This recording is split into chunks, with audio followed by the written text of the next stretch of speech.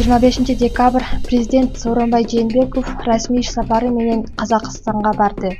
Бул тууралуу президенттик аппараттын басма сөз кызматы билдирди. Маалым болгондой, Астана шаарындагы эл аралык аэропортто Жээнбековду Казакстандын премьер-министринин орун басары Аскар Мамин, тышкы иштер министринин орун басары Галымжан Койшубаев, Астана шаарынын акиминин орун басары Аскар Амрин, Казакстандагы Кыргыз Республикасынын иштери боюнча убактылуу ишенимдүү өкүлү Кайнар Токтомушев тосуп алышты.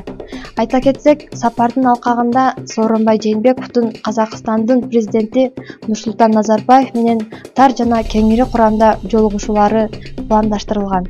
Анын жүрүшүндө эки өлкөнүн лидерлери эки тараптуу өз ара аракеттенүүшүүнүн жана Евразия экономикалык биримдигинин алкагында кызматташуунун актуалдуу маселелерин талкуулайт. Сапардын жыйынтыгы менен бир катар документтерге кол коюлат. Мамлекет башчылары биргелешкен билдирүү кабыл алышат.